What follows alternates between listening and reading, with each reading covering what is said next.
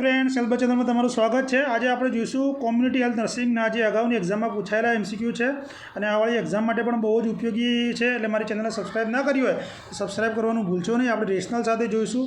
વિડીયોમાં તમને મજા આવશે, વિડીયો પૂરો જોજો અને વિડીયોને લાઈક શેર કરજો। તો પહેલો ક્વેશ્ચન છે, a baby born at community health centre for his first immunization which can be given him.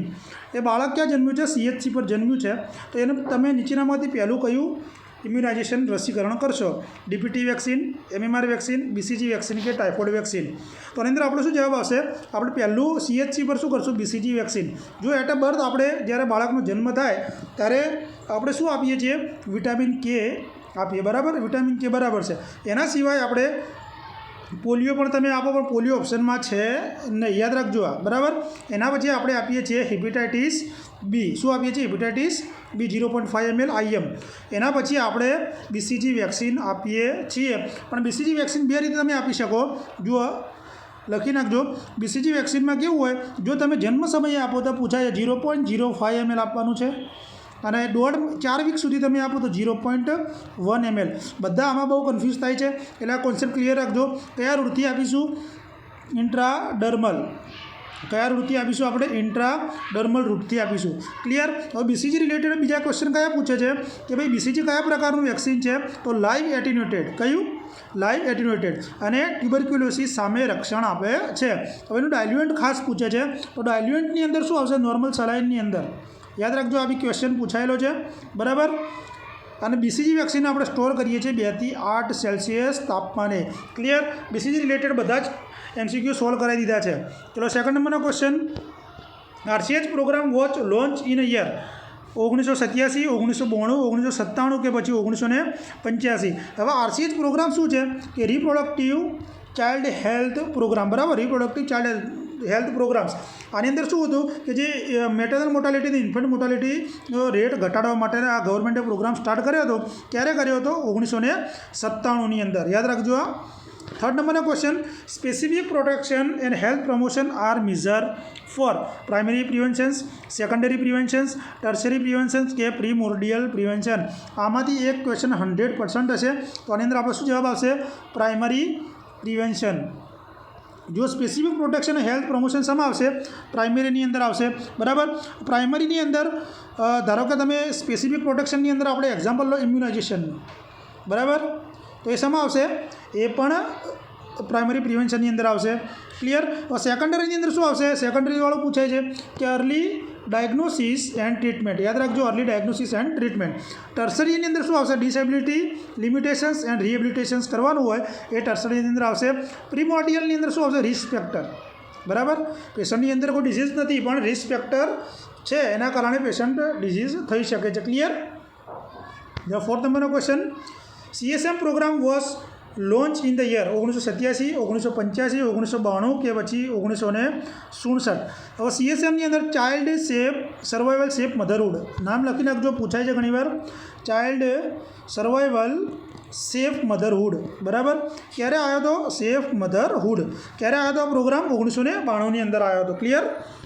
The committee appointed to the study the arrangement necessary for the maintenance phase of NMEP national malaria eradication programme was.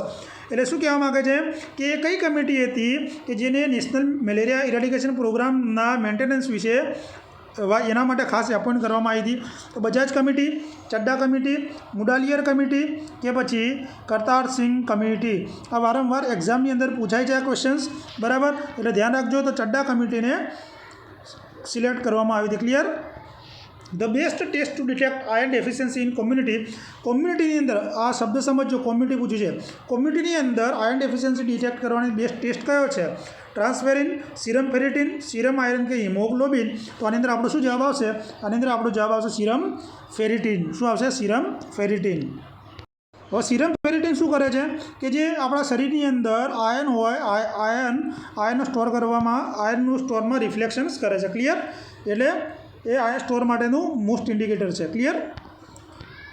Safe disposable of mercury is bury under earth, collect carefully and reuse, combustion and treat with chemicals? આ most ટાઈમની question છે, આ પૂછી શકે છે, બરાબર? મર્ક્યુરીને તમે disposable કઈ રીતે કરશું? તો કલેક્ટ કેરફુલી એન્ડ રીયુઝ। હવે જો મર્ક્યુરી શું છે? મર્ક્યુરીની અંદર જ્યારે મર્ક્યુરી બીપી ઇન્સ્ટ્રુમેન્ટમાંથી યા થર્મોમીટરમાંથી નીચે પડે તો આપણે શું કરવાનું હોય, જ્યાં પડ્યું હોય તે જગ્યાને આપણે શું કરીશું, કવર કરી લઈશું. પછી લાઇટ વડે જોવાનું, અમુક વાર લાઇટ વડે દેખાય, એમને ના દેખાય. પછીનું પેપર આવે, હાર્ડ પેપર વડે કલેક્ટ કરી સીલ પેક ડબ્બામાં લઈ અને આપણે સ્ટોરની અંદર જમા કરાવી દેવાનું છે. Clear?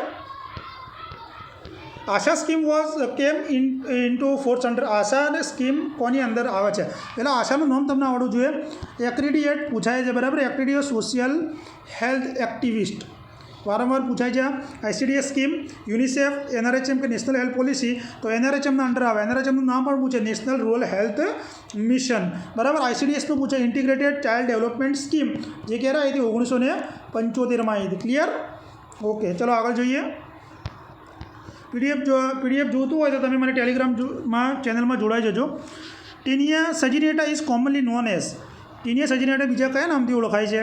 Beef tape worm, hook worm, round worm કે પછી ગ્રે વર્મ. તો ટીનિયા સજીનેટાને આપણે બીફ ટેપ વર્મ તરીકે ઓળખીએ છીએ. વારંવાર એક્ઝામમાં પૂછાય છે આ ક્વેશ્ચન.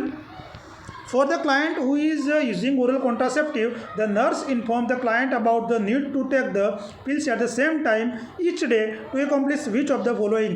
શું જે એક પેશન્ટ છે એને ઓરલ કોન્ટ્રાસેપ્ટિવનો ઉપયોગ કરે છે, ઉપયોગ કરે છે, બરાબર. નર્સ એને ઇન્ફોર્મ કરે કે દરેક પિલ તાર સેમ ટાઈમે અને સેમ ડે લેવાની છે. કેમ? એનું કારણ શું? તો decrease the incidence of nausea, maintenance hormonal level, reduce the side effect, prevent drug interactions. તો આ લેવાનું મુખ્ય કારણ શું કે જો હોર્મોનલ લેવલ એ બોડીની અંદર મેન્ટેન રહે. Total number of all individuals who have particular disease at a point of time. હવે આ ક્વેશ્ચન શું કે એમાં કે વ્યક્તિગત દરેકને ડિઝીઝ થાય, બરાબર, પર્ટિક્યુલરલી, તો એને આપણે શું કહીશું? ઇન્સિડન્સ, પ્રિવેલન્સ, મોર્બિડિટી રેટ કે મોર્ટાલિટી રેટ. હવે જો આની અંદર ટોટલ નંબરની અંદર યાદ રાખવાનું, ન્યૂ કેસ પણ આવી જાય અને ઓલ્ડ કેસ પણ આવી જાય, બરાબર. ઓલ્ડ કેસ પણ આવી જાય તો આને આપણે શું કહીશું? પ્રિવેલન્સ કહીશું. શું કહીશું? પ્રિવેલન્સ કહીશું. ઇન્સિડન્સ એટલે number of new cases. Clear? ચલો.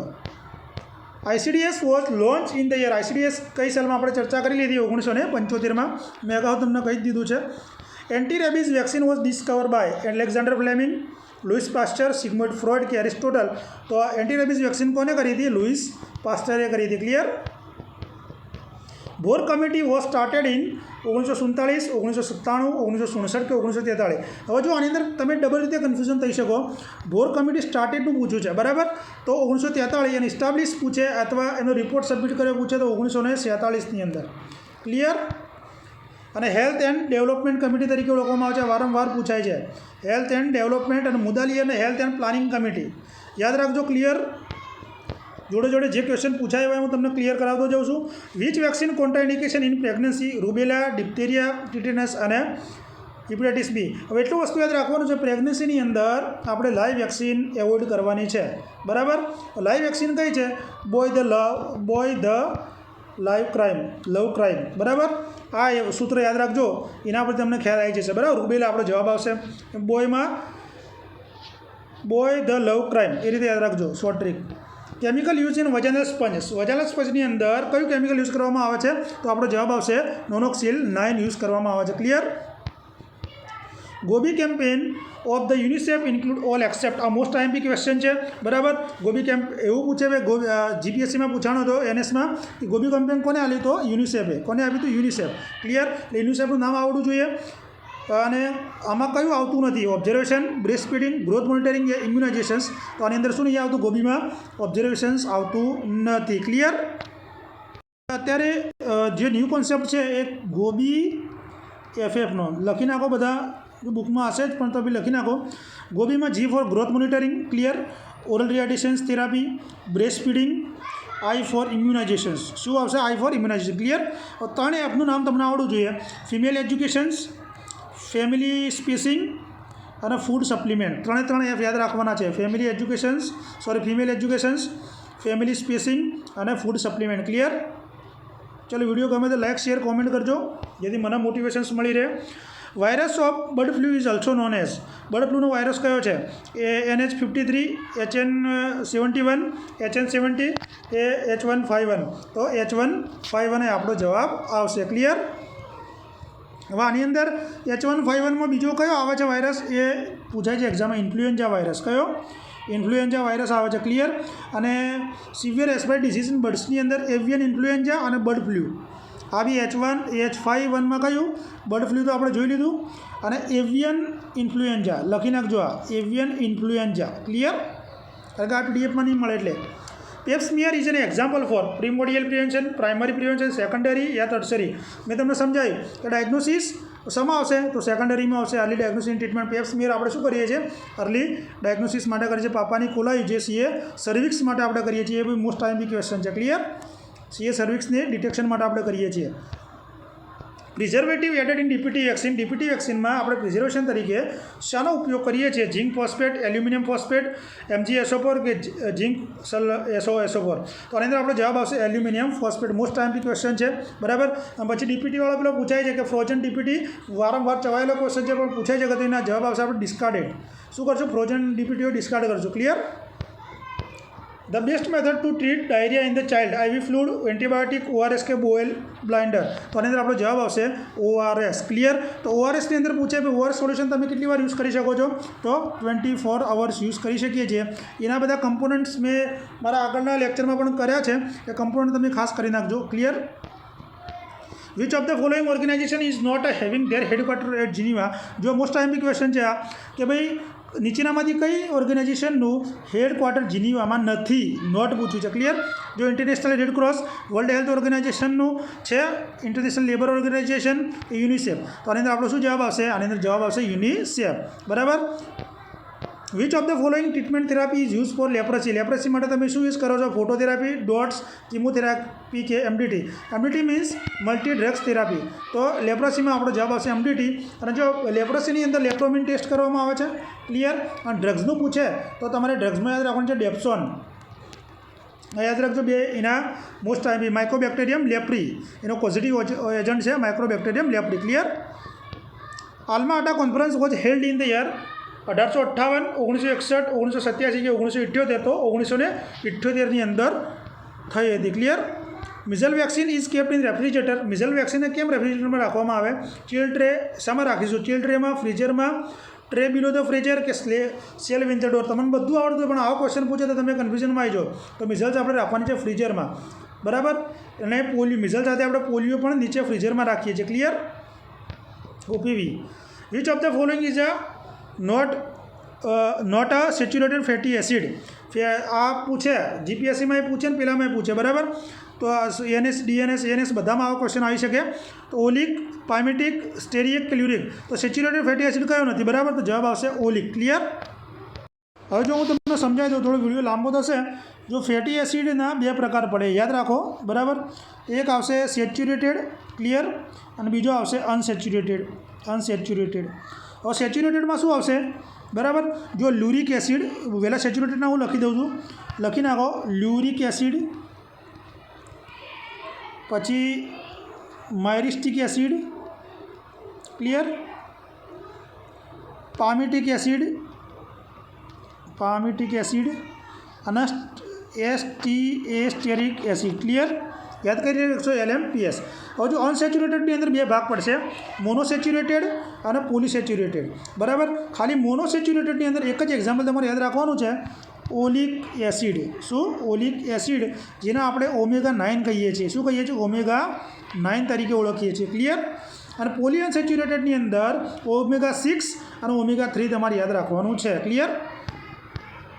National malaria control programme was launch in the year 1976, 1953, 1954 કે 1947. તો નેશનલ મેલેરિયા પ્રોગ્રામ કયા હતો? 1953માં. MOBS ઇઝ કોઝ બાય વારંવાર ક્વેશ્ચન પૂછાય છે. ટેનિયા સજીનેટા, એડિનોવાયરસ, એન્ટોમિબા હિસ્ટોલિકા અને વેરિસેલા જોસ્ટર. તો આના અંદર જવાબ આવશે C, એન્ટોમિબા હિસ્ટોલાઇટિકા. આ MOBSનો આન્સર છે. Clear. What is the colour coding of BMW bag in hospital use to dispose blood bag? આ બધાના મોસ્ટ ટાઈમ ક્વેશ્ચન છે. BMW કરી નાખજો ખાસ. યલો, બ્લેક, રેડ કે બ્લુ. હવે જો આની અંદર બધા શું કરશે? ઉતાવળ કરશે. હવે બ્લડ બેગ આવી ગયું એટલે કે ભાઈ જે પ્લાસ્ટિકનું છે એટલે શામાં નાખશે? રેડમાં નાખી આવશે. પણ આની અંદર આપણો જવાબ આવશે યલો. બરાબર. કેમ? અહીંયા બ્લડ બેગની વાત કરી છે. બ્લડ બેગની વાત છે એટલે જવાબ આપણો આવશે યલો. હા, BT સેટની વાત કરી હોત સાંભળજો, બીટી સેટની વાત કરી હોત તો એ રેડમાં જાત, સમાજાત રેડમાં જાત. પ્લાસ્ટિક બધું કેથેટર ને એ બધું સમાજાય એ રેડમાં જાય. ક્લિયર? પણ બીટી સેટની વાત નથી, અહીંયા બ્લડ બેગની પૂરી વાત છે એટલે એ શેમાં આવશે? યલોની અંદર આવશે. ક્લિયર? આટલો આમાં યાદ રાખવાનું છે ખાલી. Bagassosis is the occupational disease of the lungs. Bagassosis શેના દ્વારા ફેલાય છે? તો સુગર કેન ડેસ દ્વારા. કઈ રીતે યાદ રાખશો? બેગોસિસ આવ્યું કે બેગની અંદર આપણે સુગર ભરીને ચાલ્યા. બેગમાં આપણે શું ભરીને ચાલ્યા? સુગર ભરીને ચાલ્યા. એટલે ક્યારે ભૂલાય નહીં. બેગ આવે સુગર યાદ કરી નાખવાની. બેગમાં શું લઈને ગયા? આપણે સુગર લઈને ગયા. સિલિકા એટલે સિલિકોસિસ, કોટન બાયસિનોસિસ, બરાબર, અને કોલનો એન્થ્રેકોસિસ. ક્લિયર? એટલે બે વડો તો યાદ રહી જ જશે તમને. Correct method for calculating expected date of delivery. ડિલિવરીને આપણે કઈ રીતે કરીએ છીએ? Last day of first period 280 day, બરાબર, ભૂલથી લખાઈ ગયું છે. Last day of last menstrual period 280 થી 7 ડે. તો જોઈ લો ઓપ્શન. તો આની અંદર આપણો જવાબ શું આવશે કે first day of last menstrual પીરિયડનો પહેલો દિવસ આપણે જોઈએ છીએ, 280 દિવસ અને 7 દિવસ ગણીએ છીએ. ક્લિયર? LMPથી EDD. તો EDDનું નામ પૂછે છે એક્સપેક્ટેડ ડેટ ઓફ ડિલિવરી. યાદ રાખજો, LMP એટલે લાસ્ટ મેન્સ્ટ્રુઅલ પીરિયડ. આવું પણ પૂછી શકે. ક્લિયર? એટલે આપણો જવાબ આવશે D. What do you mean by incidence? Incidence એટલે શું? મેં તમને હમણાં ચર્ચા કરી. ઇન્સિડન્સ એટલે new case of any disease, બરાબર. નવા કેસના આપણે શું કહીએ છીએ? ઇન્સિડન્સ. પ્રિવેલન્સ એટલે ટોટલ કેસ. યાદ રાખજો. The mosquito which lays its egg on the leaves on certain aquatic પ્લાન્ટની અંદર કયા પ્રકારના એગ જોવા મળે? તો આ મોસ્ટ ટાઈમ્પી ક્વેશ્ચન છે. આ પૂછી શકે, નવો ક્વેશ્ચન છે. Anopheles mosquito, culex mosquito, mansonia mosquito કે પછી એડિસ મોસ્કિટો. આ કોઈ ટાર્ગેટ ટાઈમે તમને મળશે નહીં, પણ એનો આન્સર આવશે મેન્સોનિયા મોસ્કિટો. ક્લિયર? યાદ રાખજો. આ the committee on multi health worker under health and family planning is also known as. એ કઈ કમિટી? એ મલ્ટીપર્પઝ હેલ્થ વર્કર માટે કીધું હતું? Bhore committee, Mudaliar committee, Kartar Singh committee કે શ્રીવાસ્તવ કમિટી. તો આની અંદર આપણો જવાબ આવશે કરતારસિંહ કમિટી. આ કમિટી વિશે હું એકદમ મસ્ત શોર્ટ ટ્રીક તમારા માટે લેતો હોઈશ, બરાબર, એટલે ઇઝી યાદ થઈ જાય. Once a sub centre it mean two cover the how much population in હિલી areas. હવે વસ્તુ જુઓ, સબ સેન્ટર નામ આપણે લખીને કૂદી નહીં પડવાનું, પણ આખો ક્વેશ્ચન વાંચવાનો 3 વાર. હિલી એરિયા પૂછ્યું છે, બરાબર. આમ સબ સેન્ટર કેટલા હોય? 5000 હોય, બરાબર, પણ હિલી એરિયાની અંદર 3000 હોય, બરાબર. એ જ રીતે PHC, એક PHC 30000 હોય. યાદ રાખજો આ. અને એક CHC 80000થી લઈ અને 1,20,000 સુધી હોય છે. સોરી ફોર ડિસ્ટર્બિંગ, બરાબર. એટલે યાદ રાખજો, CHC 80000થી 1,20,000 હોય છે. આ રીતે પૂછે છે એટલે ક્વેશ્ચન બરાબર વાંચવાનો છે. ક્લિયર? આગળનો પ્રશ્ન જોઈએ. Sentinel surveillance is done two.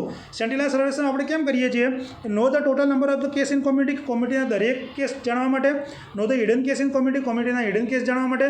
No the natural history of disease કે પ્લાન ઇન્ટરવેન્શન્સ. તો સેન્ટિનલ સર્વેલન્સ કેમ કરવામાં આવે છે? કે કોમિટીની અંદર જે હિડન કેસીસ હોય એના માટે આપણે સેન્ટિનલ સર્વેલન્સ કરીએ છીએ. આગળનો ક્વેશ્ચન જોઈએ. Universal immunisation programme was launch in the year. Universal immunisation programme ક્યારે લોન્ચ થયો? 1982, 77, 85 કે 87. આ પહેલાં મારી ચેનલ સબસ્ક્રાઈબ ના કરી હોય તો સબસ્ક્રાઈબ કરવાનું ભૂલશો નહીં. વિડીયો ગમે તો લાઇક અને શેર કરજો. તો આપણો જવાબ આવશે 1985માં કરવામાં આવ્યો. ક્લિયર? અને મારી ટેલિગ્રામ ચેનલમાં જોડાઈ જજો. @healthbuzz નામ ટેલિગ્રામ છે, ત્યાં તમને PDF મળી જશે વિડીયો જોવા માટે. Thank you.